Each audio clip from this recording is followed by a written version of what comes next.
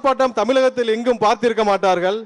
இதுவரை தலைவருடைய வருகை குறித்து யாரும் எந்த அறிவிப்பும் வெளியிட்டதில்லை.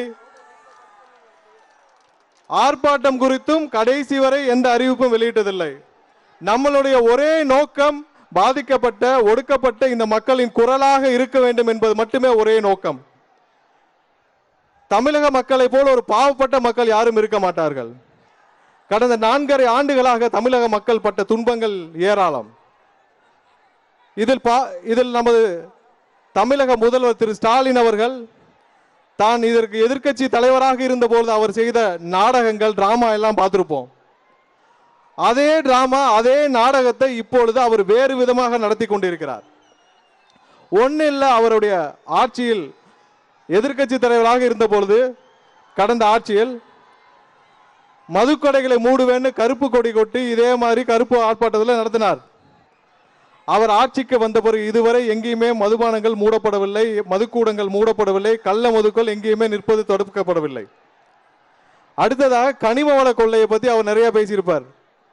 இந்த 4.5 ஆண்டுகளில் கனிம வள கொள்ளை நடப்பதை போல வேறு எப்போதும் நடப்பதில்லை. இதை எல்லாவற்றையும் தாண்டி இந்த லாக்அப் மரணங்கள், அதாவது தடுப்பு காவலில் நடந்த மரணங்கள் மற்ற எந்த ஆட்சியிலும் அல்லாத அளவிற்கு இப்போதுதான் அதிகப்படியாக நடந்திருக்கிறது. அதற்கு நீதி கேட்டு நாம் இங்கே ஆர்ப்பாட்டத்தை நடத்தி கொண்டிருக்கிறோம். நேற்று நமது தலைவர் அவர்கள் இந்த குடும்பங்களை சந்தித்தார். இந்த லாக்அப் மரணங்களில் தடுப்பு காவலில் மரணமடைந்த இந்த குடும்பங்களை சந்தித்தார். அது மிகவும் வேதனையான ஒரு தருணம். அப்போது நமது தலைவர் அவர்கள் இவர்களுக்கு ஒரு வாக்குறுதி அளித்தார். அது என்னவென்றால், கடைசி வரை நீதி போராட்டத்திற்கு தமிழக வெற்றி கழகம் துணை நிற்கும்.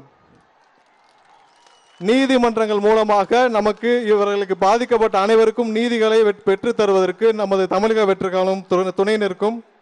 அதே போல நமது நிர்வாகிகளும் அனைவரும் அந்தந்த மாவட்டங்களில் இவர்களுக்கு துணையாக இருந்து சட்ட போராட்டங்களுக்கு அனைத்து உதவிகளும் செய்வோம் என்று உறுதி கூறியிருக்கிறார். தமிழக முதல்வர் திரு ஸ்டாலின் அவர்கள் 4.5 ஆண்டுகளாக நீங்கள் வந்து முதலமைச்சராக வெறும் ஒரு கையெழுத்து போடும் முதலமைச்சராக அலங்கரித்து விட்டீர்கள். நீங்கள் கடைசி வரை இந்த மக்களுக்கு எதுவும் செய்யவில்லை. 70 ஆண்டுகளாக திமுக செய்த துரோகத்தை விட இந்த 4.5 ஆண்டுகள் நீங்கள் செய்தது அதிகம். கடைசியா ஒரே ஒரு நல்லதை மட்டும் செஞ்சுட்டு போயிருங்க. இன்னும் 8 மாதங்கள் தமிழக மக்கள் காத்திருக்க தேவையில்லை. நீங்கள் ராஜினாமா செய்து விட்டு போய்விடுங்கள். இந்த கடைசி ஒரு நல்ல விஷயத்தையாவது இந்த மக்களுக்காக செய்யுங்கள். இந்த மக்கள் அடுத்து யாரை தேர்ந்தெடுக்க வேண்டும் என்று அவர்களுக்கு தெரியும். சொத்து வேண்டாம், சுகம் வேண்டாம், பணம் வேண்டாம், தன்னுடைய உச்சத்தை வேண்டாம் என்று மக்களுக்காக நிற்கும் தலைவர் யார் என்று அவர்களுக்கு தெரியும். அந்த தலைவரை அவர்கள் தேர்ந்தெடுப்பார்கள். தயவு செய்து கடைசியாக உங்கள் வாழ்க்கையில் நீங்கள் வரலாறில் கண்டிப்பாக வரலாறு உங்களை தூற்றும். அந்த வரலாறிலிருந்து கடைசி ஒரு நல்லதை செய்துவிட்டு போங்கள். அது உங்களுக்கு நல்ல பெயரை ஏற்படுத்தி கொடுக்கும். இந்த ஆர்ப்பாட்டத்திற்கு அமைதியாக இங்கே கலந்து கொண்ட அனைவருக்கும் என்னுடைய நன்றியை தெரிவித்துக் கொள்கிறேன். நமது சட்ட போராட்டம் தொடரும். வருகை புரிந்த அனைவருக்கும் இந்த வாய்ப்பை வழங்கிய நமது தலைவர் அவர்களுக்கும் என்னுடைய நன்றியை தெரிவித்துக் கொள்கிறேன். நன்றி. 1996ஆம் ஆண்டு கலைஞர் அவர்கள் சட்டமன்றத்தில் சொன்னார், காவல்துறையின் ஈரல் முக்கால்வாசி அழுகிவிட்டது என்று சொன்னார். ஆனால் இப்போ ஈரல் மட்டும் இல்லை, காவல்துறையின் இதயமும் மூளையும் முற்றிலும் அழுகிவிட்டது. காவல்துறையின் மூளையாக செயல்பட வேண்டிய முதலமைச்சர் அவர்கள் முற்றிலும் செயலிழந்து இருக்கிறார். ஒரு எஃப்ஐஆர் கூட போடாம ஒரு இளைஞனை போலீஸ் ஸ்டேஷன் இல்லை வேற இடத்துல கடத்தி கொண்டு போய் அங்க அடிச்சே கொண்டிருக்கிறார்கள் என்றால் அந்த காவல்துறையினருக்கும் கூலிப்படைக்கும் என்ன வித்தியாசம்? இதற்கு தார்மீக பொறுப்பு எல்லாம் இல்ல, நேரடி பொறுப்பே முதலமைச்சர் அவர்கள் தான். அதனால்தான் முதலமைச்சர் அவர்கள் பதவி விலக வேண்டும் என்று நாங்கள் வலியுறுத்துகிறோம். ஆனா இன்னும் 8 மாசம் தான் இருக்கு.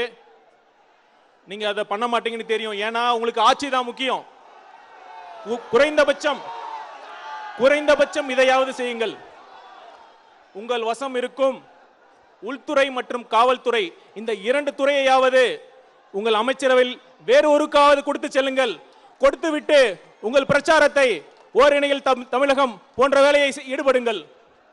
மக்களுக்கு சாரி வேண்டாம், நீதிதான் வேண்டும்.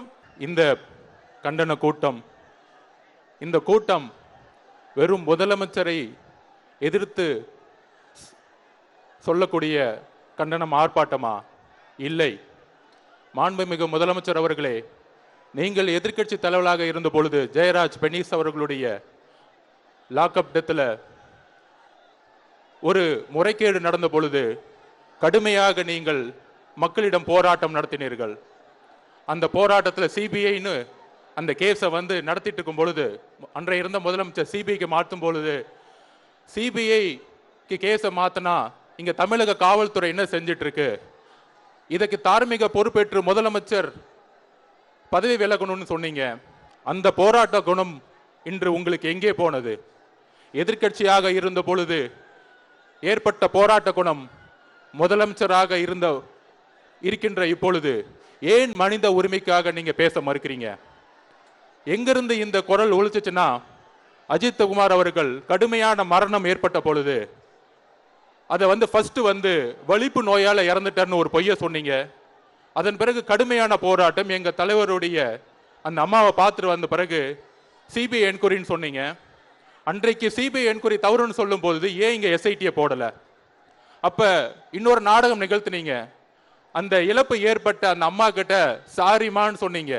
உங்கள் தேர்தல் நாடகம் அங்கதான் வெளிப்பட்டுச்சு. அந்த தேர்தல் நாடகம் என்னன்னா, மதுரை ஹைகோர்ட் இந்த கேஸை எடுத்து உண்மையை வெளிக்கொண்ட பிறகு சாரி சொன்னீங்க. ஆனா அதே மதுரை ஹைகோர்ட் சொன்னுச்சு, இதுவரை 24 பேருக்கு ஏற்பட்ட மரணம் ஏற்பட்டது இருக்கே அப்படின்னு மதுரை ஹைகோர்ட்டை சொல்லும் பொழுது, அப்பொழுது எங்கள் தலைவர் ஒரு உத்தரவிட்டார். ஒட்டுமொத்தமா 31 குடும்பத்தையும் சந்திக்க வேண்டும் என்று சொன்னார். அரசியலுக்காகவா? இல்லை. இல்ல உங்களை மாதிரி ஓட் பேங்குக்காகவா? இல்லை. 31 பேரும் எந்த மாவட்டத்தில் இருக்காங்க கூட எனக்கு தெரியாது. ஆனால் 31 பேர்ல நேற்று 20 குடும்பங்களை சந்திக்கும் பொழுது ஒவ்வொரு கண்ணீரும் இரத்த கண்ணீராக மாறியது நேற்று. அதற்கு உண்மை வேண்டும். என்ன உண்மை வேண்டும்? ஒவ்வொரு இறக்கப்பட்ட யார் யாரெல்லாம் லாக்அப் டெத்லையும் விசாரணை கைது இறந்தவங்களுக்கெல்லாம் ஒரு போலியான கதைகளை உருவாக்கி தன்னுடைய எதிர்கால குழந்தைக்கு கஞ்சா வித்தவன், சாராய வித்தவன் அப்படின்னு பொய் கேஸ் போட்டு அவங்களை கொண்டு இன்றைக்கு இருக்க எதிர்கால தலைமுறை ஒரு அக்யூஸ்டோட குழந்தையா இன்னைக்கும் ஒவ்வொரு ஊர்லயும் ஒரு நிரபராதி. மாண்புமிகு முதல்வர்களே, ஜெய் பீம் படம் பார்த்து நீங்க சொன்னீங்க, படத்தை பார்த்து அழுகுறதானே உங்க வேலை, உண்மையை பார்த்து அழுகுறதா உங்க வேலை கிடையாது. அந்த படமும் உங்க மகன் தான் எடுப்பாரு. அந்த படத்தை பார்த்துட்டு சொன்னீங்க, எனக்கு 3 நாளா தூக்கம் வரலன்னு ஜெய் பீம் படம் பார்த்துட்டு. மாண்புமிகு முதலமைச்சர் அவர்களே, கோகுல் ஸ்ரீ 17 வயசுல லாக்அப் டெத்ல ஒருத்தர் இறந்தார் அடிச்சு. அந்த அம்மா இங்க நின்றுட்டு இருக்காங்க. அந்த அம்மாவுக்கு யார் பதில் சொல்லுவா? 17 வயசு சிறுவன் கொல்லப்பட்டிருக்கார். அதுக்கு நீங்க உடனே ஒரு நபர் கமிஷன் போட்டீங்க. யார போட்டிருக்கீங்க? நீதிபதி சந்துரு அவர்களை எந்த ஜெயஸ்ரீ படம், எந்த ஜெய்பீம் படம் பார்த்து நீங்க எந்த சந்துரு அவர்களை பாராட்டினீரோ அதே கோகுல் ஸ்ரீ கேஸ்ல 17 வயசு ஒரு மைனர் மகன் இறந்த பிறகு ஒரு நபர் கமிஷன் போட்டீங்க. அந்த ஒரு நபர் கமிஷனோட அறிக்கை ஏன் வெளியே வரவில்லை? ஏன் வெளியே வரல? ஊடகம் இதை நோக்கி கேட்க வேண்டும். எப்படி அஜித் குமார் அவர்களுக்கு ஒரு அநீதி இழைக்கப்பட்ட பொழுது 31 கொலைகள் இன்று முதல்வரால் மறைக்கப்பட்டு மனித அநீதிக்கு எதிராக, மனித உரிமைக்கு எதிராக முதல்வர் அவர்களாலும் உள்துறையாலும் மறைக்கப்பட்டிருக்கு. இந்த 31 உண்மைகள் வெளியே வர வேண்டும். அந்த 31 தாயோட கண்ணீர்கள் வெளியே வர வேண்டும். எங்களுக்கு உண்மைகள் வர வேண்டும். உங்க அரசியல், எலெக்ஷன், தேர்தல் இதெல்லாம் அப்புறம் வச்சுக்குவோம். ஆனால் உள்துறை அமைச்சராக இருக்கக்கூடிய நீங்கள், எதிர்கட்சி கூட்டணி கட்சியெல்லாம் சொல்றாங்களே காவல்துறை மேல கடுமையான விமர்சனம். காவல்துறை மீது தவற சுட்டி காட்டுறது முக்கியம். காவல்துறை நிர்வகிக்கக்கூடிய தலைவர் யார்? அந்த உள்துறை அமைச்சர் 31 நிரபராதிகளுக்கும் ஒரு முடிவை சொல்ல வேண்டும். முடிவை சொல்ல என்றால் எங்க தலைவர் தமிழகம் முழுவதும் மிகப்பெரிய போராட்டத்தை நடத்துவார். திருப்பவனம், மடப்புறம் அஜித் குமார் அவர்கள் ஒரு சாதாரண ஒரு எளிய குடும்பத்தைச் சேர்ந்த ஒரு இளைஞர். அந்த சாதாரண குடும்பத்துக்கு நடந்த அந்த கொடுமைக்கு சிஎம் அவர்கள் சாரி சொன்னாங்க, தப்பு இல்லை. இப்ப அதோட சேர்த்து இதையும் கொஞ்சம் பண்ணிருங்க சிஎம் சார்.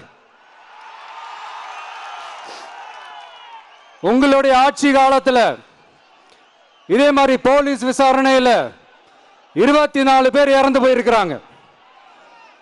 அந்த 24 பேரோட குடும்பத்துக்கும் நீங்க சாரி சொன்னீங்களா? தயவு செஞ்சு சாரி சொல்லிருங்க. அஜித் குமார் அவர்கள் குடும்பத்துக்கு நீங்க கொடுத்த நிவாரணம் மாதிரி இந்த 24 பேர் குடும்பத்துக்கும் நீங்க நிவாரணம் கொடுத்தீங்களா? தயவு செஞ்சு நிவாரணம், அந்த நிவாரணத்தையும் கொடுத்துருங்க. சாத்தான்குளம் ஜபராஜ் ஃபெனிக்ஸ் அந்த கேஸ் வந்து சிபிஐக்கு மாத்தினப்போ இது தமிழ்நாட்டோட காவல்துறைக்கு அவமானம்னு சொன்னீங்க. இன்னைக்கு நீங்க உத்தரவிட்டதுக்கு பேர் என்னங்க சார்? அதே தானே அன்னைக்கு நீங்க சொன்னதும் இன்னைக்கு நடக்கிறதும் அதே தானே? அதே சிபிஐ தானே? அதே சிபிஐ ஆர்எஸ்எஸ் பிஜேபியோட கைப்பாவையா தான் இருக்கு. ஏன் நீங்க அங்க போய் ஒளிஞ்சிக்கிறீங்க? ஏன்னா தமிழக வெற்றி கழகம் டிவிகே சார்பா நீதிமன்றத்தோட நேரடி கண்காணிப்புல ஒரு சிறப்பு புலனாய்வு குழு விசாரணை அமைக்கணும்னு ரொம்ப ஸ்ட்ராங்கா கேட்டிருக்கோம். அதனால அந்த பயத்துல நீங்க ஒன்றியத்தோட ஆட்சிக்கு பின்னாடி நீங்க போய் ஒளிஞ்சிக்கிறதுக்கு காரணம். இன்னும் உங்களோட ஆட்சியில் இன்னும் எத்தனை அட்ராசிட்டிஸ், அண்ணா யூனிவர்சிட்டி கேஸ்ல இருந்து இன்னைக்கு அஜித் குமார் அவர்கள் கேஸ் வரைக்கும் எல்லாத்துக்கும் நீதிமன்றம் தலையிட்டு உங்க கவர்மெண்ட் கேள்வி கேட்டுக்கிட்டு இருக்கு. எல்லாத்துக்கும் நீதிமன்றம் தலையிட்டு கேள்வி கேட்கணும்னா அப்புறம் நீங்க எதுக்குங்க சார்? உங்க ஆட்சி எதுக்குங்க சார்? நீங்க உட்கார்ந்து இருக்கிற அந்த சிஎம் பதவி எதுக்குங்க சார்? எப்படி கேள்வி கேட்டாலும் உங்ககிட்ட இருந்து எந்த பதிலும் வர போறதில்ல. ஏன்னா இருந்தா தானே வரும். மேக்சிமம் உங்ககிட்ட இருந்து வர பதில் சாரிமா, தெரியாம நடந்துருச்சுமா, இல்லனா நடக்க கூடாதது நடந்துருச்சுமா, சாரிமா, அவ்வளவுதானே. இந்த வெற்று விளம்பர மாடல் திமுக சர்க்கார் இப்ப சாரிமா மாடல் சர்க்காரா மாறிடுச்சு. இப்படி இருக்கிற இந்த இன்எபிலிட்டி கவர்மெண்ட் இந்த ஆட்சியை விட்டு போறதுக்குள்ள நீங்க செஞ்ச எல்லா தப்புக்கும் பரிகாரமா சட்டம் ஒழுங்க சரி செஞ்சே ஆகணும். இல்லனா மக்களோட மக்களா ஒன்னா நின்னு உங்களை சரி செய்ய வைப்போம். டிவிகே சார்பா அதுக்கு உண்டான அத்தனை போராட்டங்களும் எடுத்து நடத்தப்படும். தேங்க்யூ.